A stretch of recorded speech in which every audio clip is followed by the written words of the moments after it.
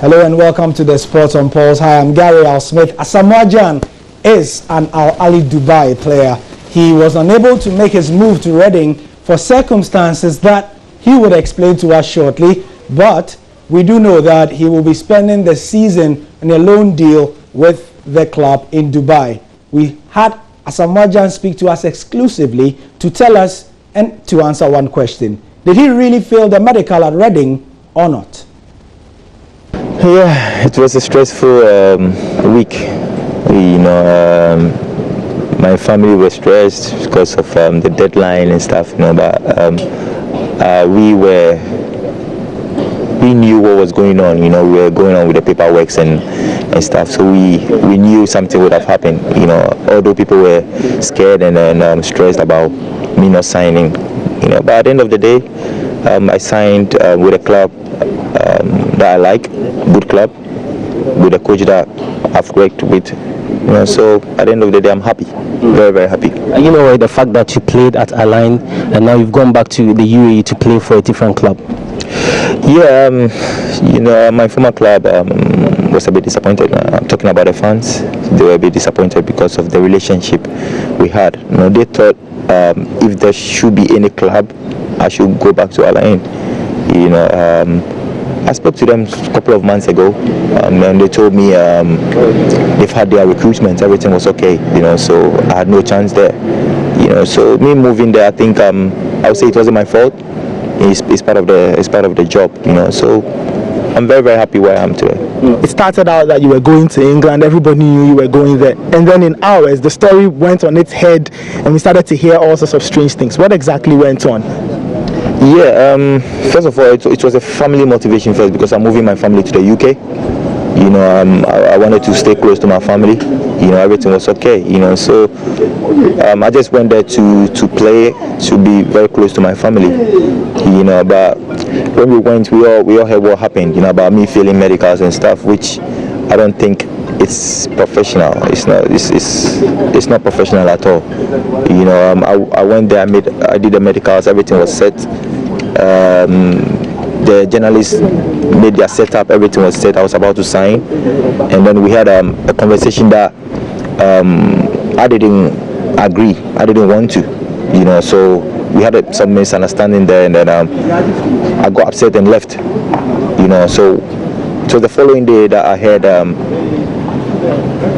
the article that I failed the medicals. When I heard it, I felt some way. I was a bit disappointed, and I even laughed. So it'd be funny to me because I had everything in front of me, and things happen. So at the end of the day, I've signed, and then the people there were very, very nice to us. Talking about the president of Reading, the sporting director, they were so nice to us. But there was one guy who said something that I didn't like it.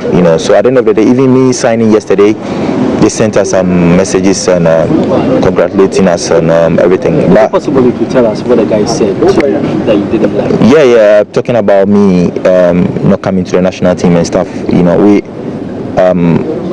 It was an objection. I just told him I'm the captain of the national team. I cannot do that.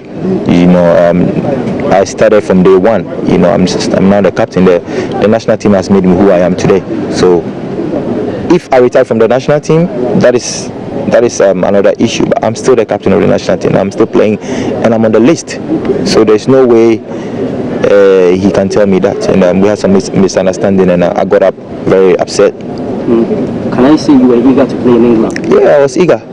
To play in England. I made up my mind. I psyched myself. Everything was okay. But at the end of the day, it was just like 2 days to the end of the transfer market. So when I got upset, my former coach called me, and then I had to accept the deal. So I had to fly the following day to Dubai, and then I completed my medicals, and then everything was successful. Captain Asamoah Gyan there. He begins his life in the UAE on the 17th of this month when the league there kicks off.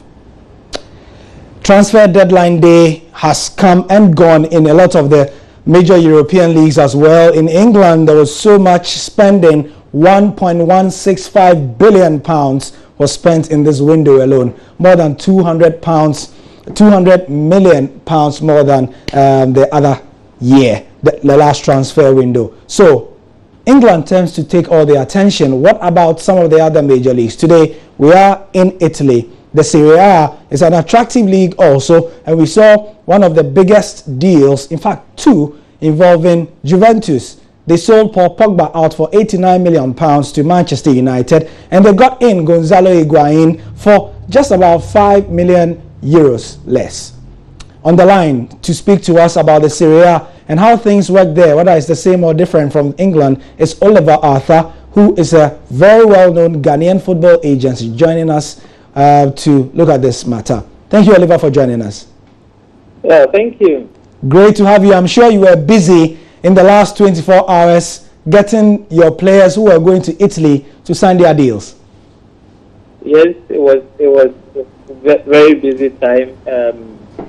It was a very good transfer window, and the last minutes are always very busy because there are always last minute deals that have to be sold, and the clubs always want to make last minute contacts, especially when maybe they have injuries and what have you. So it's always very busy at the last minute. The last time there was a transfer window, after the last day, I spoke to you here similarly, if you recall, and we spoke about some of the moves that some of your players had made. This time, I want us to look at the bigger picture. Something like Paul Pogba, Gonzalo Higuain, and some of the other deals that were done. How does the Italian calcio mercato, as they call it, work? Yeah, it's virtually the same like all the other European leagues.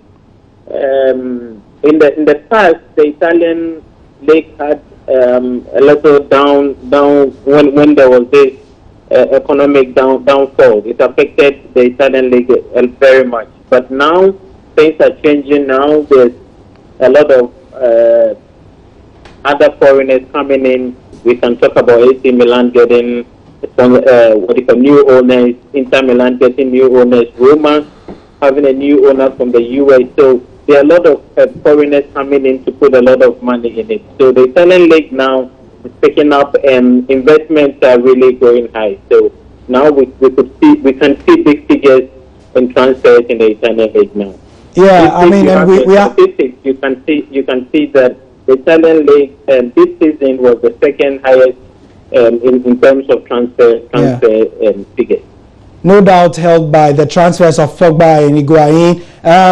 We are seeing an Italian map here, a football map. We are seeing AC Milan and other clubs who have been taken over. You didn't mention Inter. Inter are now owned by the Chinese as well. If you look at Inter Milan, if you're looking at Inter Milan and the kind of Chinese investment, how is this going to go? Because that same investment has led to the departure of Roberto Mancini, who did not agree with the coming of Portuguese midfielder João Mario. How do owners affect the way things are run in the teams when they take over? Every owner comes in with their own philosophy and program. They have their own plan. For example, an owner comes in and the style of play can even change because the owner wants to see a kind of football. You can talk of Mourinho when he takes over Chelsea. He wanted a particular style of play, and that affects which kind of players the club has to buy. So owners coming in also changes a lot. But for me, this season, AC Milan, Inter Milan, even though they have new owners, did not really have a lot of influence on the transfer because they just came in and they were not ready to immediately change things. Because, for example, AC Milan still have their old faces still managing the club for the next 1 year before things will change in the club. The same with Inter Milan, even though they are having changes, I think they are doing it at a very slow pace so that it doesn't affect really the running of the club. Okay. Now, if you look at some of the moves that made headlines in the Serie A as well, you look at English players coming in. You don't see that often, but the big one this time was Joe Hart coming into Torino. What do you think it's going to do to enhance the image of Serie A in terms of coverage? Yeah, that's what I was telling you. Because now things are systemizing again in Italy. it looks like now everybody is comfortable to come in. Yeah. In the past, it was